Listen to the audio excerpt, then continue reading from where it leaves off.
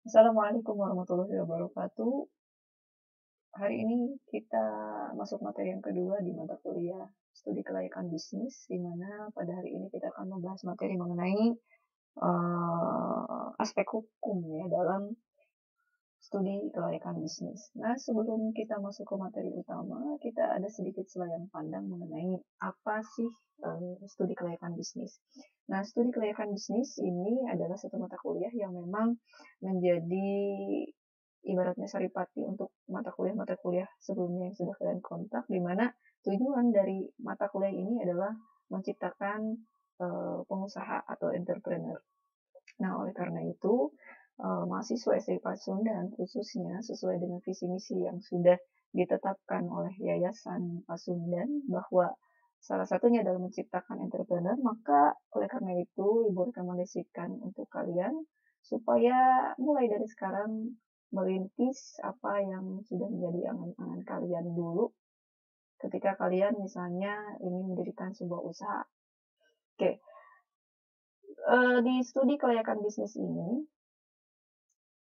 kita pasti akan banyak bersinggungan dengan yang namanya pengusaha atau entrepreneur ya. Oleh karena itu, Ibu yakin bahwa kalian sudah tahu apa sih yang dimaksud dengan pengusaha atau entrepreneur.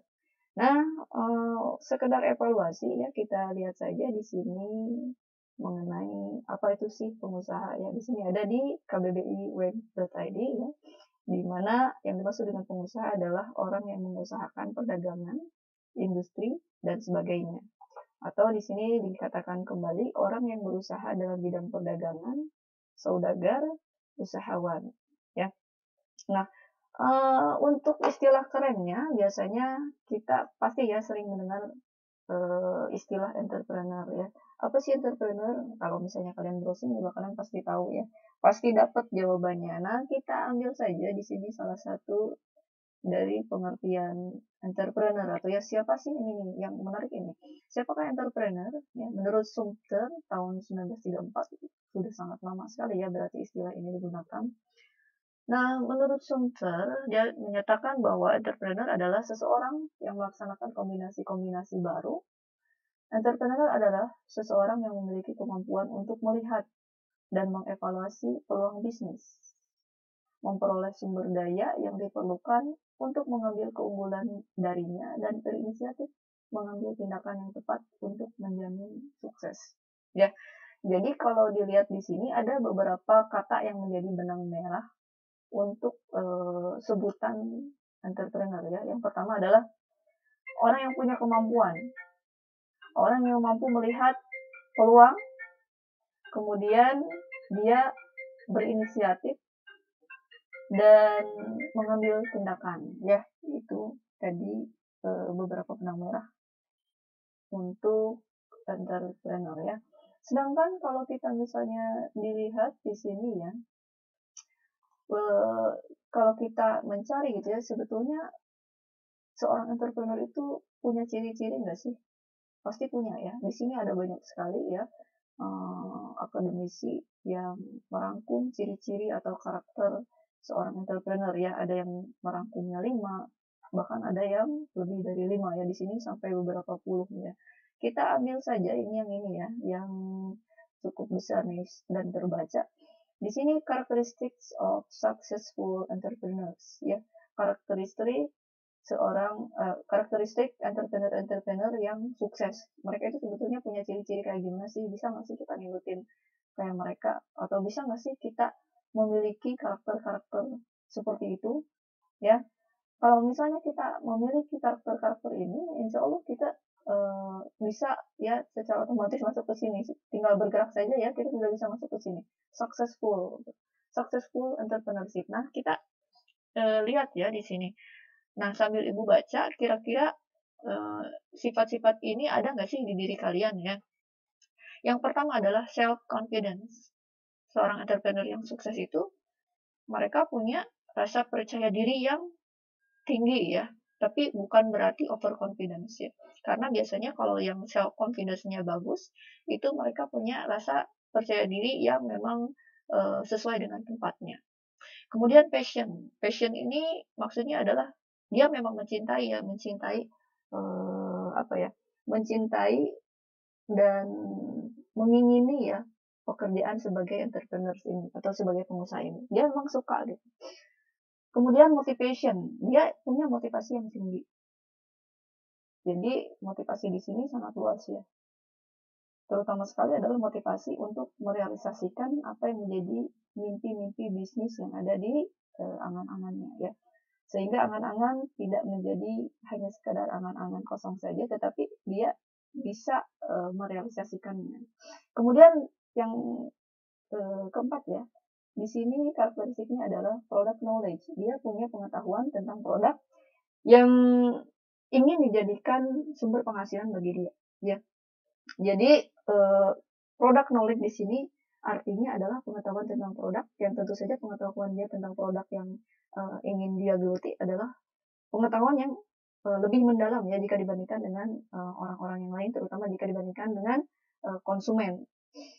Oke, yang kemudian adalah ability to network, kemampuan dia membuat jaringan. Artinya di sini dia punya karakter mudah bergaul dengan yang lain, mudah membuka jaringan-jaringan dengan lembaga-lembaga lain misalnya atau dengan komunitas-komunitas lain. Artinya sederhananya sih di sini dia orangnya humble ya, humble, terus mudah bergaul, enggak, istilah Sundanya mah enggak eraan gitu, tapi enggak malu-maluin biasanya orang yang punya karakter entrepreneur seperti ini. Kemudian adalah optimism. Jadi dia itu optimis orangnya, enggak pesimis. Ketika dia bergerak untuk bertindak untuk merealisasikan bisnisnya gitu ya, dia punya optimisme tinggi, tidak pesimis. Ya, kenapa kalau misalnya pesimis biasanya ketika akan merealisasikan bisnis yang dia inginkan, kalau pesimisnya terlalu besar, itu biasanya ujung-ujungnya nggak jadi bergerak.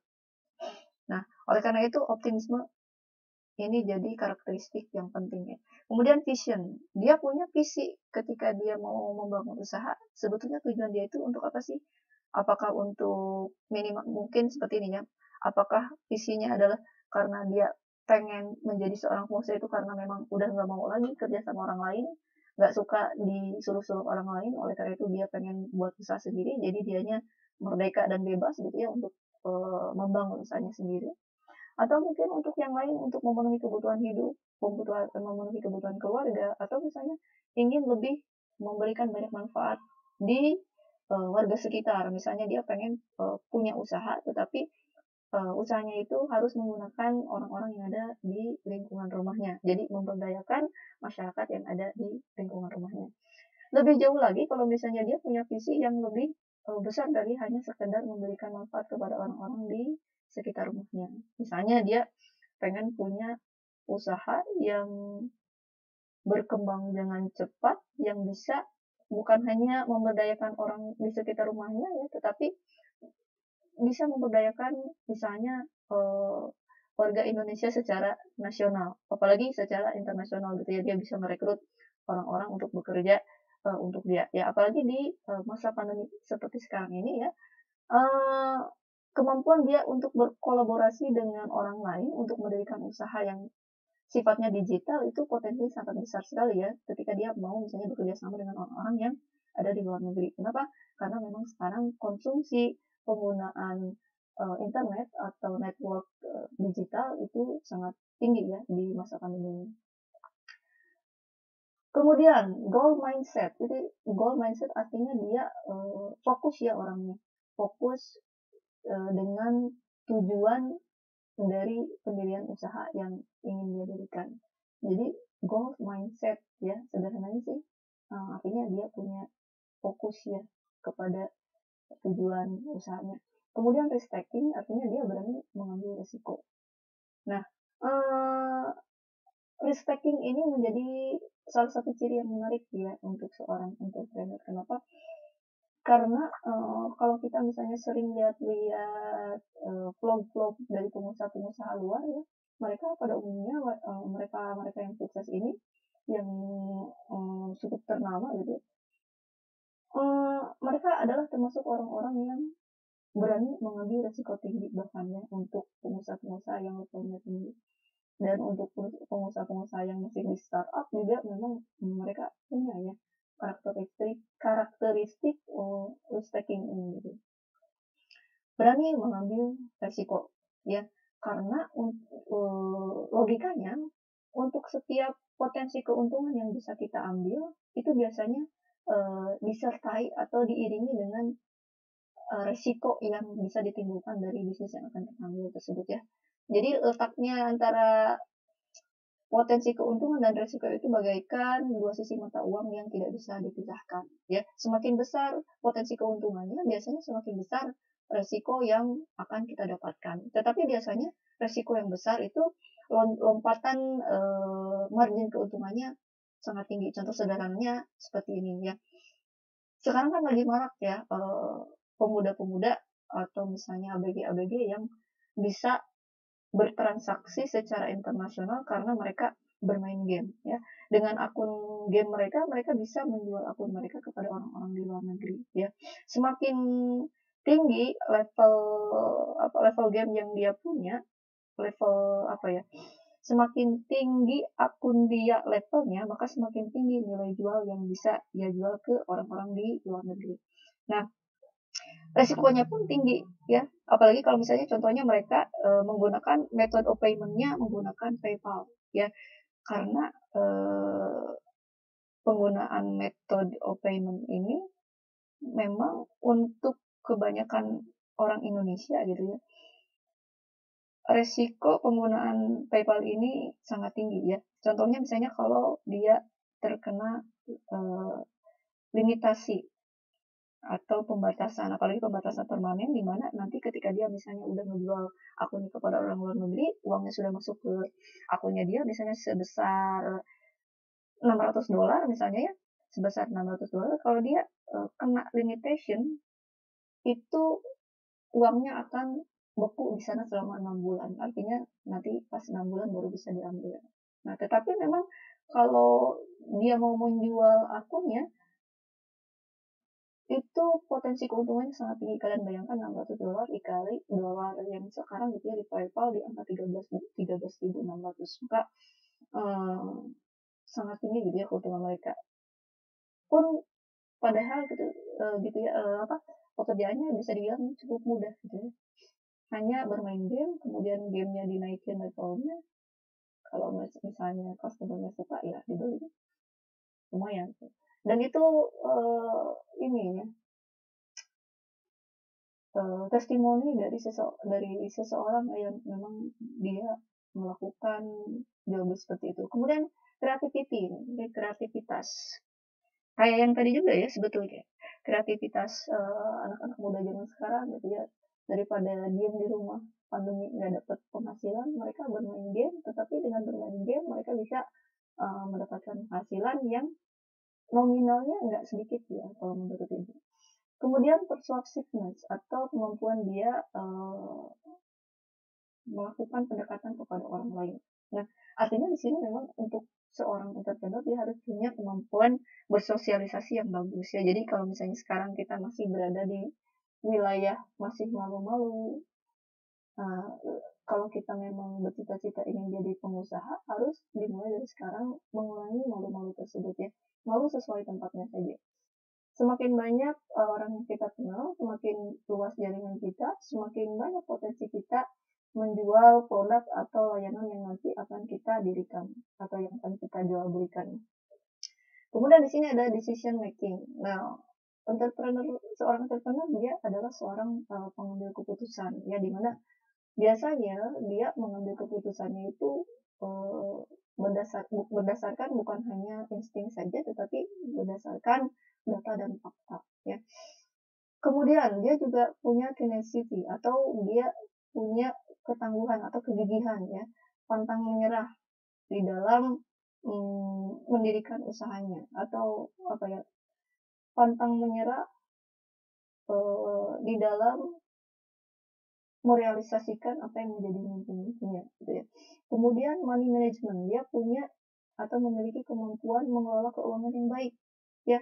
Jadi kalau misalnya di antara kalian masih ada yang memiliki kemampuan manajemen keuangan yang kurang baik, kalian bisa memperbaikinya gitu ya dengan banyak cara sebetulnya ya, apalagi kalian adalah mahasiswa manajemen. Tentunya kalian diajarkan bagaimana untuk mengelola keuangan yang baik. Nah, kalau misalnya masih dengan belajar money management kalian masih agak kurang bagus juga kemampuan kalian memanage keuangan kalian, kalian bisa ini ya, bisa merekrut pegawai yang memang dia bagus di bidang money management.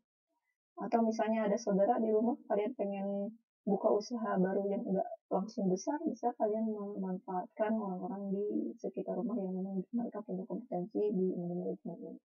Kemudian adaptability adalah kemampuan dia beradaptasi dengan segala perubahan yang dibawa oleh bisnis yang akan dia geluti ya. Baik itu adaptability terhadap lingkungan maupun adaptability dia dengan teknologi ya. Apalagi sekarang memang teknologi sepertinya menjadi satu-satunya alat yang sangat efektif ya untuk mempercepat pertumbuhan usaha kita ya. Nah, sekarang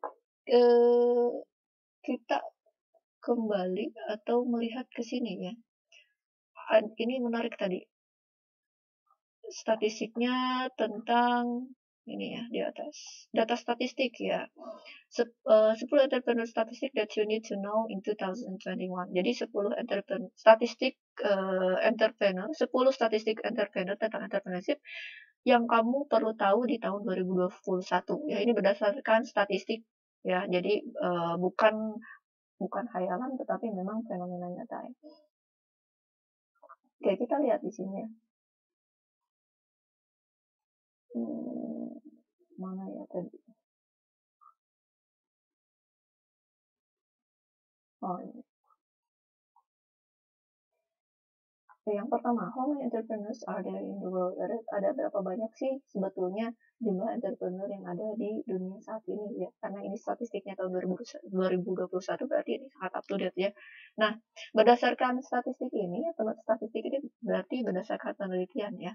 Penelitian Oberlo, mereka menyebutkan dari hasil penelitian mereka gitu ya, diketahui bahwa ternyata ada sekitar 582 juta entrepreneur ya, 582 juta jiwa entrepreneur yang ada atau yang tersebar di seluruh dunia.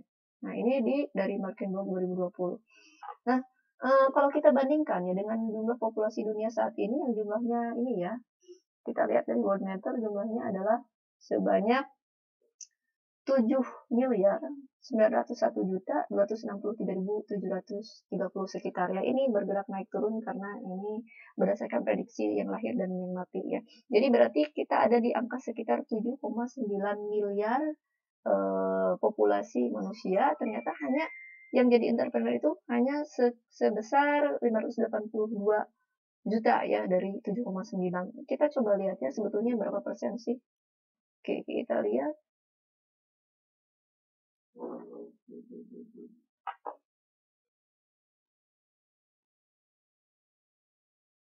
Oke, jumlahnya dari 582 juta ya.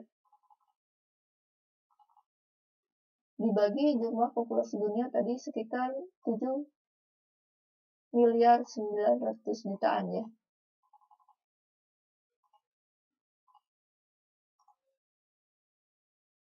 Ya, kita lihat persentasenya berapa sih? Nah, persentasenya entrepreneur yang ada di dunia ini ternyata sangat kecil ya, cuma 0,007 jiwa ya, atau sekitar berapa ya? Kalau di per 100 berapa nih? 1, 2, 3, sekitar 0,07% ya. Masih jauh, nggak nyampe 1. Artinya jumlah entrepreneur di dunia memang sangat kecil ya, meskipun kita sama-sama mengetahui bahwa keberadaan entrepreneur ini menjadi salah satu motor penggerak ekonomi yang paling efektif ya. Oleh karena itu sebaiknya kalau kita misalnya ingin menjadi orang yang banyak manfaatnya kepada orang lain, ya minimal kalau kalian misalnya kuliah di jurusan manajemen, kalian minimal nanti di masa depan harus jadi pengusaha yang bisa merekrut orang lain sebagai karyawan, ya. Kenapa? Karena dengan jadi pengusaha, kalian sebetulnya secara langsung dan tidak langsung ikut secara aktif mempercepat peningkatan pertumbuhan ekonomi di negara kita, ya. Kenapa? Karena dengan adanya entrepreneur berarti kita memberdayakan orang lain yang ada di sekitar rumah kita, atau misalnya memberdayakan orang lain baik yang di sekitar maupun yang jauh, ya. Artinya kita juga membayar pajak, artinya ikut memberikan kontribusi kepada negara dan lain-lain sebagainya, ya. Bayangkan kalau misalnya usaha kalian ini adalah usaha yang sangat besar, artinya manfaat kalian kepada negara pun menjadi sangat besar, ya. Oleh karena itu, yuk kita sama-sama bercita-cita untuk menjadi seorang pengusaha, ya. Oke. Tadi ada sesuatu yang menarik juga, ya. Tapi mana ya? Oke, ini ya tadi belum. Kemudian,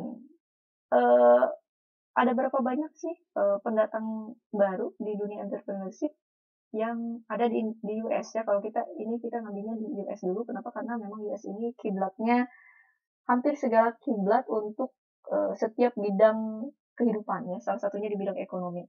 Nah, ternyata di Amerika sendiri, ya, there were ada sekitar 774.000, ya, bisnis baru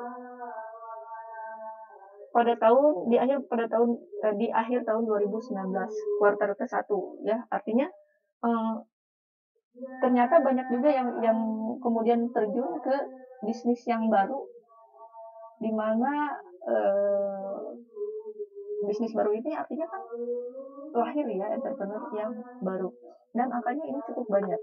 Kalau kita bandingkan dengan yang di Indonesia, kira-kira, ya, kalau berdasarkan observasi kita gitu, ya, berdasarkan data-data yang mungkin kalian pernah baca, apakah angkanya bisa sebanding dengan ini ataukah jauh sekali atau jauh gitu, ya. Oke, kita lihat lagi ke bawah. Nah, how many female entrepreneurs are there worldwide, ya, di sebaran dunia gitu, ada berapa banyak sih pengusaha atau entrepreneur perempuan. Nah, ternyata entrepreneur perempuan juga jumlahnya sangat banyak, ya, sekitar 252 juta, ya. Jika dibandingkan dengan tadi yang total, ini sekitar 582 juta, artinya hampir setengahnya. Artinya di sini sebetulnya nggak ada pengaruh gender, itu nggak terlalu signifikan, ya, di bidang entrepreneurship. Jadi artinya mau laki-laki mau perempuan, kita sebetulnya bisa terjun ke dunia entrepreneurship ini, ya. Kemudian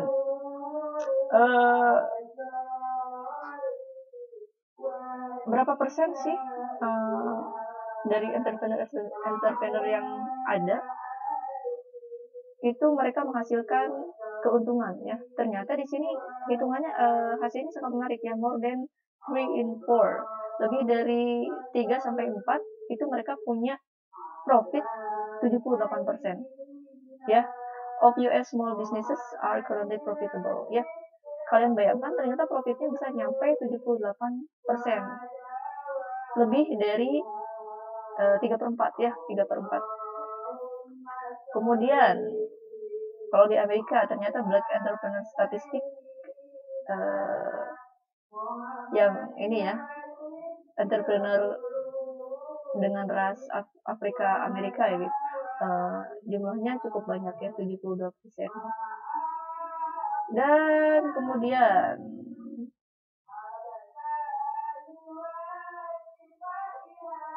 minority entrepreneurs, lebih dari setengah dari bisnis baru yang dibangun di Amerika itu ada di dekade terakhir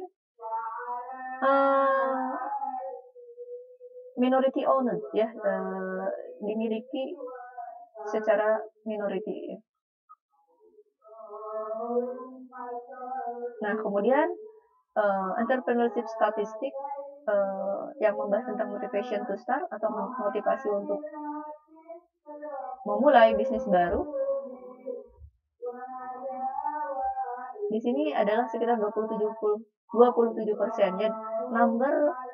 Jumlah orang yang menginginkan untuk memulai bisnis barunya dikarenakan ketidakpuasannya dengan perusahaan di Amerika, dengan pertumbuhan perusahaan di Amerika, ya. Jadi mereka memulai usaha baru, menjadi entrepreneur, menjadi pengusaha mandiri, wirausaha, itu dikarenakan ketidakpuasan mereka dengan sistem ke perusahaan di Amerika ya.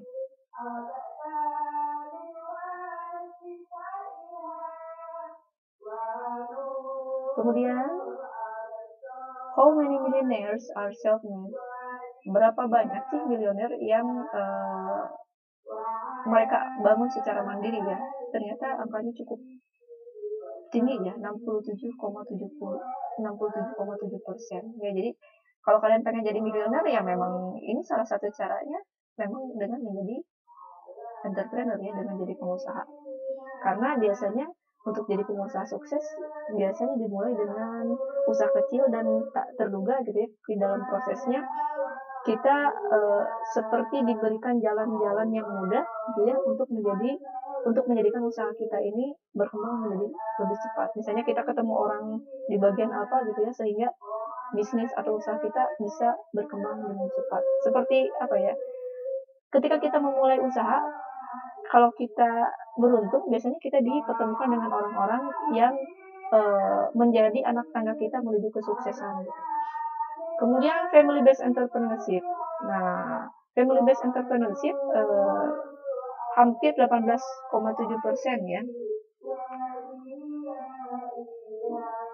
Ini bentuk entrepreneurship-nya adalah bentuk entrepreneurship karena ikatan kekeluargaan. Nah, oleh karena itu bisa kita lihat ya di sini bahwa 18,7% ternyata usaha-usaha yang didirikan oleh para entrepreneur ini adalah memberdayakan keluarga ya gitu ya, memberdayakan keluarga yang ada. Oleh karena itu hal yang seperti ini bisa juga kita contoh. Oke. Selayang pandang kita tentang entrepreneurship dan studi kelayakan bisnis sepertinya cukup segitu. Kita langsung ke materi ya.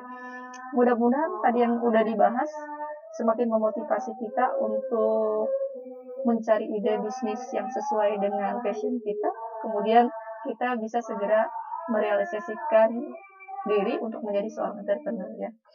Kenapa? Karena seorang entrepreneur untuk menjadi seorang entrepreneur gitu ya, bahkan di dalam agama Islam sendiri itu sangat dianjurkan gitu ya untuk dilakukan oleh setiap muslim. Oleh karena itu ada di dalam satu hadis gitu ya yang menyatakan seperti ini. Pedagang yang jujur, amanah dan ini ya dan adil gitu ya, selalu berkata yang benar ketika dia transaksi, itu nanti mereka akan dibangkitkan dengan atau disejajarkan dengan para syuhada ya. Di sini artinya kita review kembali ya bahwa ternyata kedudukan menjadi seorang entrepreneur ini bahkan disejajarkan dengan para syuhada ya. Jadi kita nggak perlu berperang misalnya untuk berperang karena memang kalau sekarang kayaknya untuk perang itu udah nggak ada gitu ya. Jadi untuk menjadi seorang syuhada dengan berdagang juga sebetulnya kita bisa ya. Oke, kita lanjutkan. Kita akan bahas mengenai aspek hukum di studi kelayakan bisnis. Yang pertama, apa sih atau kenapa sih aspek hukum itu menjadi sesuatu yang sangat penting dibahas di studi kelayakan bisnis? Nah, bisnis seringkali mengalami kegagalan karena terbentur masalah hukum atau tidak memperoleh izin dari suatu daerah tertentu. Oleh karena itu, adalah sangat ideal sekali ya bagi setiap pengusaha dia mengetahui legalitas apa saja yang berhubungan dengan bisnis yang akan dia bangun. Ya, di sini ada otonomi daerah. Sebelum ide bisnis dilaksanakan, analisis secara mendalam terlebih dahulu aspek hukumnya, sehingga tidak terbentur di kemudian hari dan kegagalan dan kita mengalami kegagalan gitu ya karena dari aspek hukum kita tidak tahu gitu ya secara detail. Akhirnya kita mendirikan usaha yang berbenturan dengan hukum yang akhirnya ujung-ujungnya biasanya ya usaha kita akan mengalami banyak hambatan. Oke, lanjutkan. Pemerintah menetapkan ketentuan hukum dan perizinan investasi dengan tujuan menjaga ketertiban masyarakat secara luas. Jadi di sini stakeholder dan shareholder-nya sangat dipertimbangkan sekali ketika pemerintah mengeluarkan ya perundang-undangan yang memang digunakan untuk untuk menunjang kesehatan investasi dan juga supaya tidak berbenturan dengan masyarakat yang ada di lingkungan bisnis kita. Kemudian, masyarakat di sekitar lokasi bisnis diharapkan akan mendapat manfaat yang lebih besar dibandingkan dampak negatifnya dari adanya suatu bisnis. Nah, di sini harus kita perhatikan, apalagi misalnya kalau bisnis kita ini bersentuhan dengan yang namanya pencemaran lingkungan. Kenapa? Karena memang biasanya itu akan menjadi hambatan di usaha kita. Kenapa? Karena kita akan banyak bertemu nanti dengan LSM yang biasanya mereka menyuarakan tentang lingkungan, dan biasanya ya bukannya negatif thinking, biasanya mereka ujung-ujungnya adalah selain memang mereka mengusung dengan jujur bahwa bisnis usaha kita ini merusak lingkungan, nanti biasanya kita juga ada resiko yang berhubungan dengan anggaran kita. Nanti kita akan ada keluarlah beberapa angka gitu ya, atau beberapa nominal untuk menyelesaikan jika misalnya kita punya konflik dengan lingkungan masyarakat ya. Nah, di sini kita baca kembali ya, masyarakat di sekitar lokasi bisnis diharapkan akan mendapatkan manfaat. Artinya ketika kita punya bisnis, usahakanlah kita merekrut beberapa orang pekerja dari lingkungan masyarakat sekitar, supaya bisnis kita dilancarkan ya, terutama ketika kita beroperasi. Nah, masyarakat sekitar harus mendapatkan banyak manfaat jika dibandingkan dengan negatifnya ya. Jadi negatifnya biasanya memang suka ada ya kan, tetapi kalau misalnya kita bisa mengelola yang dampak negatifnya tadi dengan baik, gitu ya, terutama dengan persuasi pendekatan kepada masyarakat sekitar, itu biasanya nggak akan terlalu menjadi masalah yang berkepanjangan. Kemudian, tujuan analisis aspek hukum untuk menjawab ya, apakah bisnis yang akan dijalankan dapat memenuhi ketentuan hukum dan perizinan di suatu wilayah ya. Jadi kenapa kita di SKB ini kita harus mempertimbangkan aspek hukum? Kenapa? Karena supaya di sini ya kita bisa memenuhi ketentuan hukum dan perizinan, sehingga nanti operasional atau usaha kita itu berjalan tanpa ada hambatan yang berarti yang berbenturan dengan hukum. Oleh karena itu ya kita memang lebih baiknya meninjau aspek hukum dulu yang diprioritaskan daripada aspek-aspek yang lainnya. Oke. Pertama, menganalisis legalitas usaha yang akan dijalankan. Menganalisis dulu ya legalitas usaha kita. Usaha kita sebetulnya akan bergerak di bidang apa gitu ya. Nanti kita cari tahu, kalau mudahnya gitu ya, kita cari tahu pengusaha yang sudah menjalankan bisnis ini. Nah, kita persuasif dengan dia, ngobrol, dan nanti dari hasil obrolan itu kita harus bisa menarik kesimpulan ya mengenai legalitas usaha yang akan dijalankan. Kalau bisnis kita sama dengan dia juga, legalitas usaha apa saja sih yang harus dipertimbangkan. Nanti ini bisa menjadi catatan-catatan kecil bagi kita. Kemudian yang kedua, menganalisis ketepatan bentuk badan hukum dengan ide bisnis yang akan dilaksanakan. Kita mau bikin firma, bikin CP, bikin PT, bikin yayasan, atau yang lainnya gitu ya. Kemudian menganalisis kemampuan bisnis yang akan diusulkan dalam memenuhi persyaratan perizinan. Kita lihat potensi bisnisnya seperti apa, dianalisis dengan baik ya. Untuk bisa memenuhi persyaratan-persyaratan yang diharuskan di dalam perizinan yang akan kita inginkan ya, perizinan yang kita inginkan. Yang keempat adalah menganalisis jaminan-jaminan yang bisa disediakan jika bisnis yang akan dibiayai dengan pinjaman. Kita biasanya harus punya agunan atau barang jaminan ketika misalnya kita modalnya dari dia pinjaman dari bank, misalnya kita harus punya ya, misalnya kita punya surat sertifikat rumah, punya tanah, nah itu bisa dijadikan jaminan untuk mempermudah mendapatkan pembiayaan dari lembaga keuangan. Kemudian, hal yang harus dipahami sebelum membuat atau membentuk badan usaha dan perizinan adalah sebagai berikut. Yang pertama adalah jenis-jenis badan usaha. Kita harus tahu jenis-jenis badan usaha itu apa saja. Kemudian langkah-langkah mendirikan badan usaha. Kita juga harus tahu nih, kemudian pengurusan izin usaha dan izin lokasi. Sangat penting ya, izin lokasi, apalagi misalnya lokasinya berdekatan dengan ini ya, dengan pemukiman warga. Kemudian ketentuan jual beli tanah. Ini juga harus diperhatikan. Sumber data, responden atau narasumber, kemudian metode pengumpulan data, instrumen pengumpulan data, analisis data, dan kesimpulan. Nah, ini data-data ini diusahakan adalah data yang empirik ya, artinya data yang bukan berasal dari data-data khayalan, tetapi data-data yang memang berdasarkan data fakta, gitu ya, data fakta yang berhubungan dengan bisnis yang akan kita dirikan. Kemudian jenis badan usahanya, jenis-jenis badan usaha. Nah, kita nanti setelah tahu ini, kita bisa mempertimbangkan kira-kira jenis badan usaha yang akan kita dirikan untuk usaha kita cocoknya yang mana. Ya. Di sini ada perusahaan perseroan, ada firma, ada perusahaan komoditor, perseroan terbatas, yayasan, dan koperasi. Ya. Oke, perusahaan perseroangan merupakan bentuk badan usaha tanpa ada pembedaan pemilik antara hak milik pribadi dengan hak milik perusahaan. Tanpa ada pembedaan pemilik ya. Ini berdasarkan embrio tahun 2005.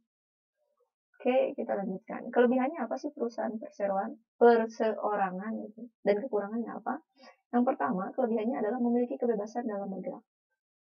Kemudian pajaknya rendah karena pemerintah tidak memungut pajak perusahaan tetapi hanya kepada pemilik. Kemudian penguasaan sepenuhnya terhadap keuntungan yang diperoleh. Kemudian rahasia perusahaan terjamin, motivasi usaha yang tinggi. Yang keenamnya proses pengambilan keputusannya cepat karena biasanya kalau untuk perusahaan perseorangan dia nggak punya struktur organisasi yang rumit gitu sehingga proses pengambilan keputusan nggak harus melalui struktur yang tadi langsung.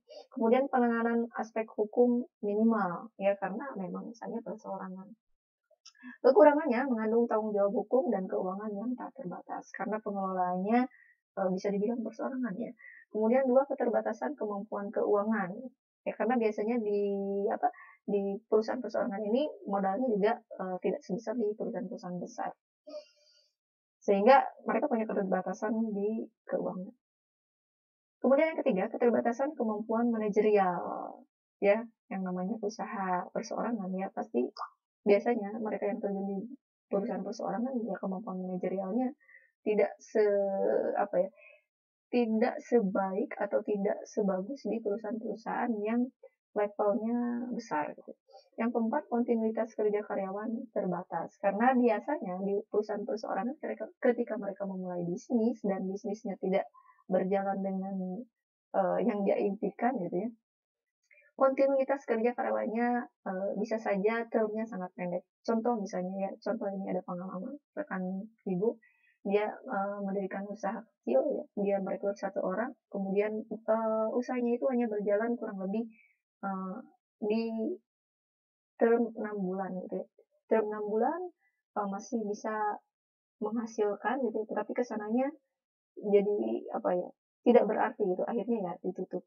Itulah salah satu contoh ini ya. Kontinuitas kerja karyanya terbatas. Kemudian langkah dalam mendirikan badan usaha persiapannya.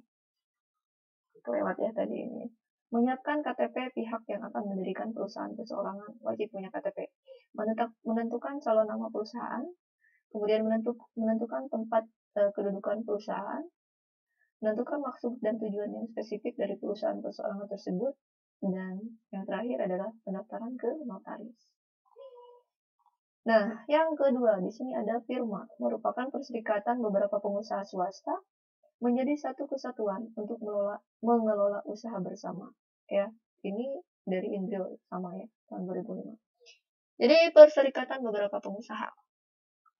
Peraturan perundangan, ketentuan tentang firma diatur dalam pasal 16 Kitab Undang-Undang Hukum Dagang, Wetboek van Koophandel ya, yang berbunyi perseroan di bawah firma adalah suatu persekutuan untuk menjalankan perusahaan di bawah nama bersama.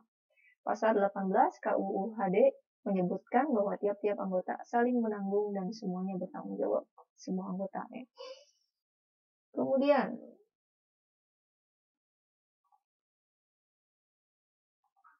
di sini ya, kelebihan dan kekurangan firma. Kelebihannya, penguasaan terhadap keuntungan tinggi. Kenapa? Karena banyak orang ya yang bergabung di sini, gabungan beberapa pengusaha ya. Artinya eh, apa ya, perusahaan dengan model ini atau badan usaha dengan model ini pasti punya banyak kepala ya, banyak kepala banyak ide. Artinya potensi mengalami risiko kerugiannya lebih kecil jika dibandingkan dengan badan usaha yang tadi ya. Nah, meskipun harus dibagi dengan anggota kongsi yang lain, keuntungannya tetap tinggi. Kenapa ya? Karena tadi ya, banyak kepala, banyak ide, banyak unsur kehati-hatiannya lebih tinggi. Kemudian motivasi usaha yang tinggi, meskipun tidak setinggi perusahaan perorangan pada umumnya gitu ya. Kemudian penanganan aspek hukum minimal, meskipun sedikit lebih rumit dibandingkan perusahaan perseorangan karena harus ada kesepakatan antar anggota kongsi.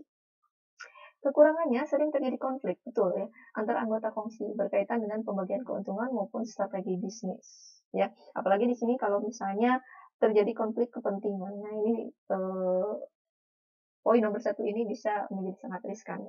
Yang kedua, mengandung tanggung jawab keuangan tak terbatas. Namun, tanggung jawab keuangan sudah dapat dibagi dengan anggota kongsi lainnya. Nah, biasanya kalau masalah keuangan, mereka lebih detail ya. Lebih detail karena mereka menganut prinsip kehati-hatian yang sangat tinggi ya porsinya kalau berhubungan dengan keuangan. Kemudian keterbatasan kemampuan keuangan namun sudah lebih baik dibandingkan dengan perusahaan perseorangan. Keterbatasan kemampuan manajerial namun lebih baik dibandingkan dengan perusahaan perseorangan. Kemudian kontinuitas kerja karyawan terbatas namun sudah lebih baik dibandingkan perusahaan perseorangan. Ya, tentu saja lebih baik jika dibandingkan perusahaan perseorangan. Karena jumlah orang yang terlibat juga lebih banyak, modal yang terlibat juga lebih banyak. Kemudian yang ketiga adalah Perserikatan Komanditer atau CP, merupakan perserikatan beberapa pengusaha swasta menjadi satu kesatuan untuk mengelola usaha bersama, di mana sebagian anggota merupakan anggota aktif, sedangkan anggota lain merupakan anggota pasif. Nah, di sini ada yang aktif dan ada yang pasif ya. Anggota aktif merupakan anggota yang mengelola perusahaan dan bertanggung jawab penuh atas utang perusahaan, sedangkan anggota pasif hanya menyetor modalnya saja dan tidak ikut mengelola perusahaan, tok menjadi investor. Oke. Peraturan Perundangan Ketentuan tentang Perserikatan Komanditer atau biasa disebut CP diatur dalam pasal 19 Kitab Undang-Undang Hukum Dagang Webofan Kophandel ya, yang bunyinya persekutuan secara melepas melepas uang ya secara lepas yang dinamakan persekutuan komanditer didirikan antar satu orang atau beberapa sekutu yang secara tanggung-menanggung bertanggung jawab untuk seluruhnya pada pihak satu dan satu orang atau lebih sebagai pelepas uang pada pihak lain. Artinya secara sederhananya di sini ada ini ya, anggota aktif dan pasif, yang satu menginvestasi, yang satu menjalankan.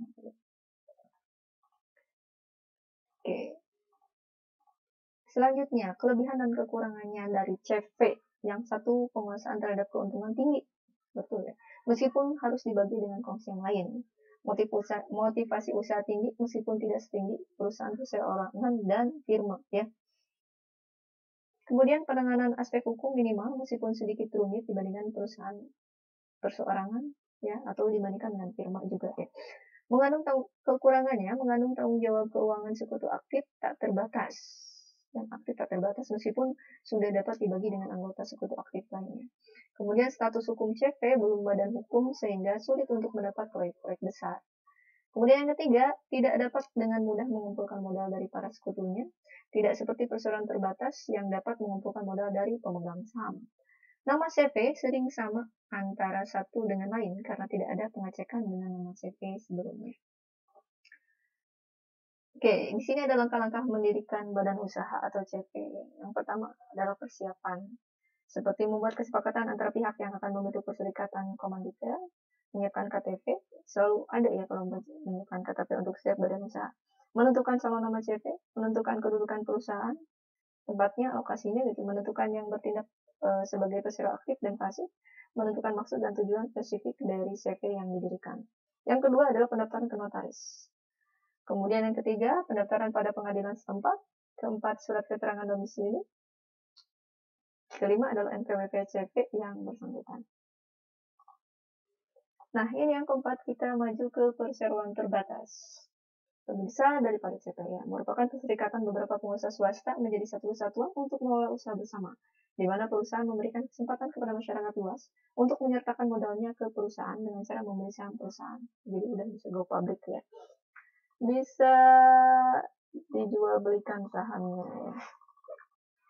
Selanjutnya, peraturan perundangan, ketentuan tentang perseroan terbatas (PPT) ini diatur dalam Undang-Undang RI Nomor 1 Tahun 95 tentang perseroan terbatas. Pasal 1 undang-undang tersebut menyatakan bahwa perseroan terbatas yang selanjutnya disebut perseroan adalah badan usaha yang didirikan berdasarkan perjanjian, melakukan kegiatan usaha dengan modal dasar yang seluruhnya terbagi dalam saham, dan memenuhi persyaratan yang ditetapkan dalam undang-undang ini serta peraturan pelaksanaannya. Kelebihan kekurangannya apa saja? Kurang lebih seperti ini ya. Kelebihan, 1. Memiliki masa hidup yang tak terbatas. Kemudian pemisahan kekayaan dan utang-utang pemilik dengan kekayaan dan utang-utang perusahaan. Ya, sudah terpisah, termanage. Jadi manajerialnya sudah cukup bagus ya, jika dibandingkan dengan badan usaha jenis yang sebelum-sebelumnya. Kemampuan keuangan yang sangat besar, apalagi ini sahamnya sudah bisa diperjualbelikan. Kemampuan manajerial yang tinggi ya, tadi sudah dibahas. Kontinuitas kerja karyawan yang panjang. Kenapa? Karena tingkat kedewasaan usaha yang dalam bentuk PT ini sudah cukup stabil, bisa dibilang seperti itu. Kekurangan, pajak yang besar, karena PT merupakan subjek pajak tersendiri sehingga bukan perusahaan yang kena pajak, tetapi dividen yang dibagikan kepada pemegang saham juga kena pajak ya. Jadi dividen dan dividennya kena pajak yang dibagikan ke pemilik saham itu ya. Juga penghasilan bersihnya juga kena pajak ya. Artinya seperti double pajak, double tax. Kemudian penanganan aspek hukum yang rumit karena dalam pendirian PT memerlukan akta notaris dan izin khusus untuk usaha tersebut. Yang ketiga, biaya pembentukan yang relatif tinggi dibandingkan dengan badan usaha lainnya. Kerahasiaan perusahaan kurang terjamin karena setiap aktivitas perusahaan harus dilaporkan kepada pemegang saham ya. Kalau PT, transparansinya harus tinggi karena harus ada laporannya tiap periode waktunya. Kemudian selanjutnya, persyaratan pendirian PT. Yang pertama, membuatkan akta notaris. Kemudian identitas diri, susunan direksi dan komisaris awal. Sudah ada struktur organisasi yang tersusun dengan cukup banyak ya kalau udah dalam bentuk PT. Nama pemegang saham pada saat pendirian harus ada, disediakan namanya. Kemudian anggaran dasar, harus ada anggaran dasar dan pengesahan Menteri Kehakiman. Udah ini ya, karena levelnya udah tinggi, jadi kita udah mulai melibatkan yang namanya Menteri Kehakiman. Yang kelima adalah yayasan. Nah ini yayasan berdasarkan Undang-Undang Nomor 16 Tahun 2001. Yayasan adalah badan hukum yang terdiri atas kekayaan yang dipisahkan dan diperuntukkan untuk mencapai tujuan tertentu di bidang sosial, keagamaan, dan kemanusiaan yang tidak mempunyai anggota. Oke. Persyaratan pendirian yayasan. Yang pertama adalah penyampaian dokumen yang diperlukan seperti fotokopi KTP, nama yayasan. Setiap badan usaha harus punya nama ya. Maksud dan tujuan kegiatan yayasan, jangka waktu berdirinya yayasan, modal awal yayasan, dan susunan badan pendiri, pembina. Oke, sebentar.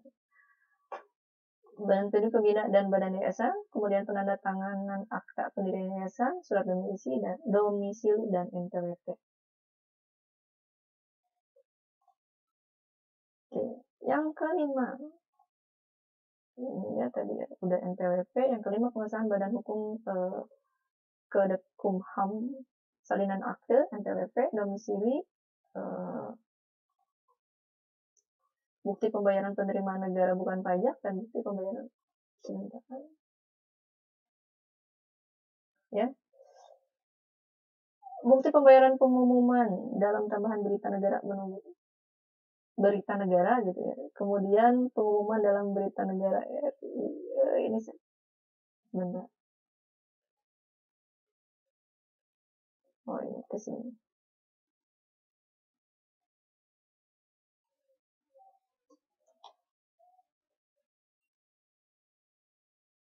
Tadi 7 ya.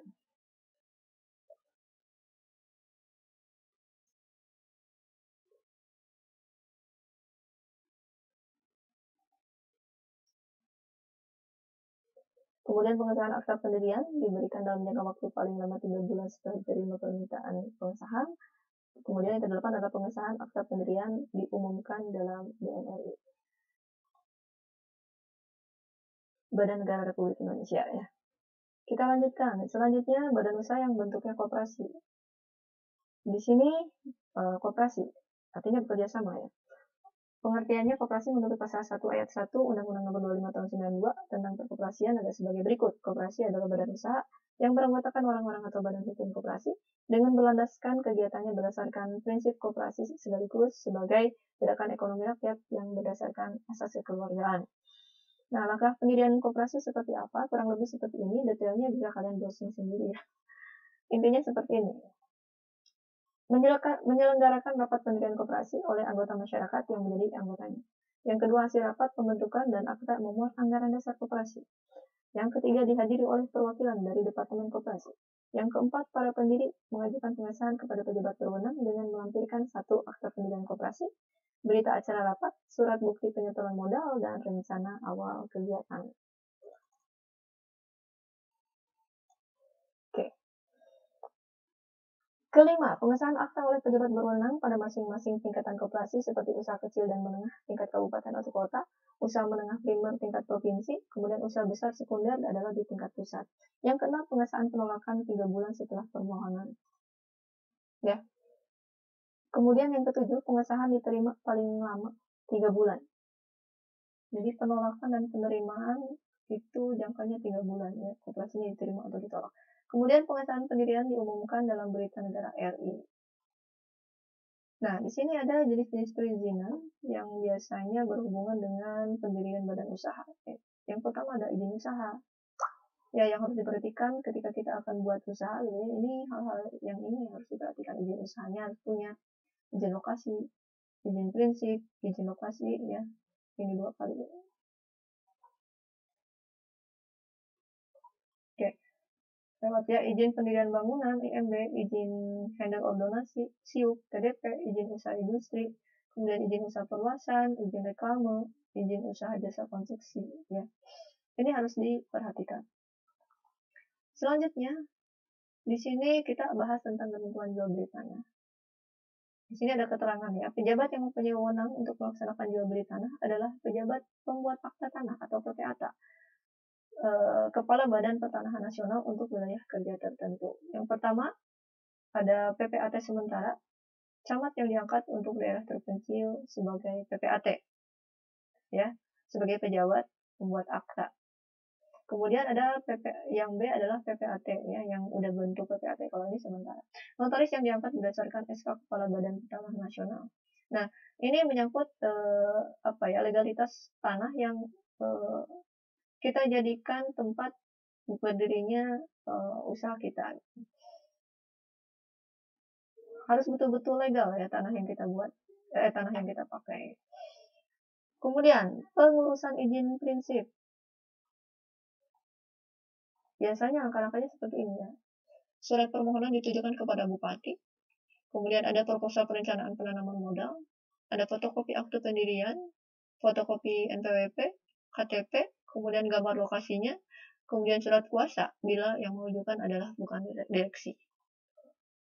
Data tanah. Data tanah ini sangat penting. Asli PBB 5 tahun terakhir. Kemudian sertifikat asli, pengecekan balik nama. Atau di sini ada pengecekan balik nama ya, kalau misalnya sertifikatnya sudah tanda tangan.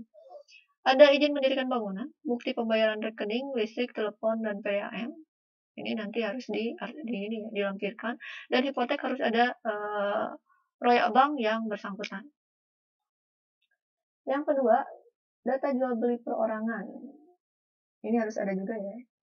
Kalau misalnya ada jual beli perorangan mengenai yang tadi kita bahas ya. Yang satu fotokopi KTP suami istri, fotokopi kakak, dan fotokopi keterangan WNI atau ganti nama atau warga negara keturunan. Kemudian di sini ada data jual beli kalau kita mau jual beli perusahaan ya. Harus punya fotokopi KTP direksi atau komisaris, fotokopi anggaran dasar perusahaan, berikut pengesahan dari Menkumham RI, dan juga yang terakhir adalah RUPS, Rapat Umum Pemegang Saham PT, untuk menjual atau surat pernyataan sebagian kecil aset. Ya, alangkah baiknya kalian nanti membaca-baca kembali mengenai badan usaha ini, dan setelah kalian paham dan mengerti, kalian bisa mulai mempertimbangkan jenis usaha apa yang sekiranya cocok dengan jenis usaha yang kalian inginkan untuk segera didirikan, ya.